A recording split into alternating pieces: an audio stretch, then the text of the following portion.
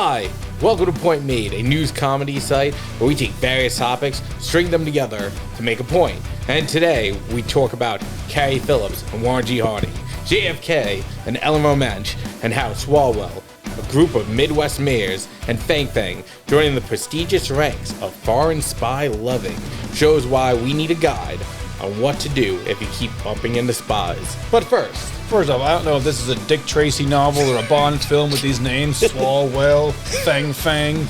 I mean, but what I would like you guys to do is please give us a like, subscribe to our channel, and follow us on, we're on Rumble, we're on Parler, we're on Clapper, we're on, what else are we on? That's enough. YouTube, apparently. Yes, on YouTube. We're everywhere. Hit the notification button. Follow us everywhere. Follow us around the store if you see us. Now, I've heard this name may be pronounced Fon, but how can one resist a name like that, pronouncing it Fang Fang? I mean, it does sound... That makes me think China's running out of names, because you have Fong Fong, Fang Fang, Ping Pong. I mean, at this point, it all sounds very similar to me. If you ever read or see the movie of 007 Diamonds Are Forever, the girl is named Tiffany Case. So you see names like that in Ian Fleming's 007. I mean, you gotta have some sort of standard for these naming processes. And a nation of billion, right? A billion? Over a billion. I mean, at this point, I guess you're gonna run out of names, I guess. You're Fong Fong, Fang Fang, Ping Pong, Po. And it goes everywhere. Remember George Foreman? He named all his kids. He's like, George. And George, even his daughter. Well, the man makes a hell of a grill. But anyway, moving on. So, and we already have a video on how I can't pronounce the names of Chinese spies. So please go find it. It's actually on Rumble if you just want the short clip.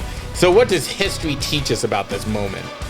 And from what I've seen of Christina Feng, that's what she walked around with, her alias in America, is... I thought you were talking about like some sort of like ice skater. At first, I didn't know that was what she was calling herself. Yeah, it's Fang, but Christina Feng.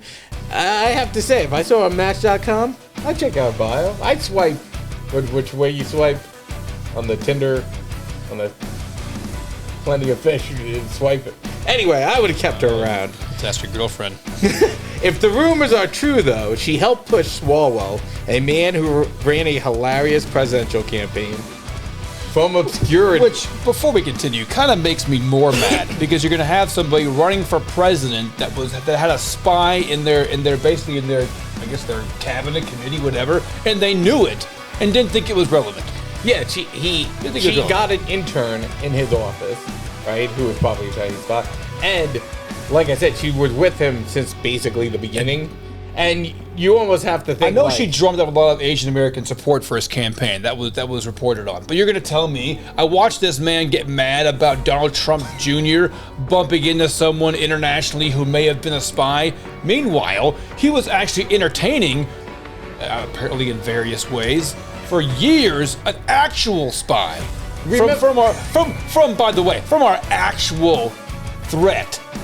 So, remember his line in the presidential campain? I ignored everything out of that man's mouth. You are Eric Swalwell. So we're all Swalwell. Did he do that when he was with the Asian American force? You are Eric Swalwell. Well, I guess after he went to like Pornhub and said, "Here's my porn name, Swallowwell." Like they kicked him out, and he figured he's just going to use Swalwell. I honestly kind of feel bad for her. She was working hard for that promotion with the Chinese Communist Party, or they underrated her. I mean, she got stuck with a man who farts on television and then looks like through the screen like you did. Look, you're in a nation of 1 billion people. I can't imagine you even stand out as a woman. So, this may have been her big break. How was she was getting stuck with those Midwest mayors? Evidently, she got busted during a sexual encounter in a car. Only the classiest spies do that, by the way. Can't even afford a hotel.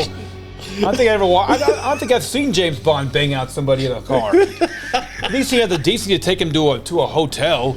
And if he did, his car could probably turn into a hotel. He did it everywhere. His car probably could turn into a hotel. Yeah.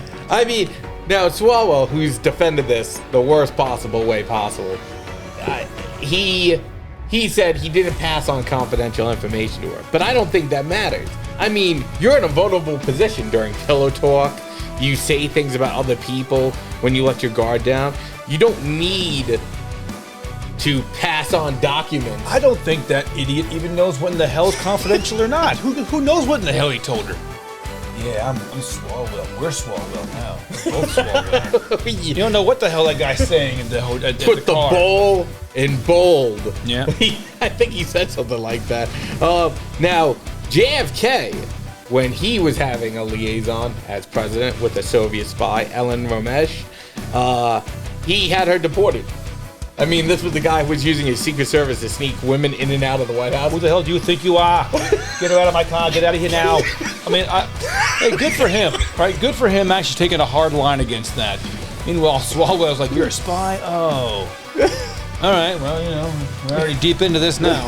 But a perfect example is Carrie Phillips, a German sympathizer who had a liaison with Warren G. Harding when he was senator. She may have leveraged the fact that they had an extramarital affair to keep Harding from running for president in 1916. Woodrow Wilson had kept America out of the First World War, and Harding was pro-war, and she knew that because she was sleeping with him. And she threatened to reveal it. This is the theory behind it, so he didn't run. So you don't need confidential information. You just need something to leverage. At this point, I'm willing to believe that Ping Pong or Peng Peng, whatever her name is, I think all the Chinese government really needs at this point is not even someone who is going to give them information. All they need is someone who's a Democrat because they're more lenient with them. Because you're gonna get Biden in office, and look, I'm telling you, the second these tariffs go away, the second we're a little more friendly with them, you're going to see a lot more aggressive expansion from China, a lot more aggressive trading, economic development, military development. It's going to happen.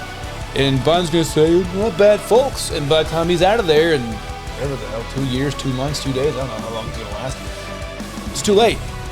All that man wanted to be was president. He didn't give a rat's ass about anybody else. He got what he wanted, and soon China's going to get what they want. And that's why we need Republicans to do better in 2022, because the Chinese are looking for more candidates for them to stick their fangs in. Oh, I went there. Point made. That's dumb.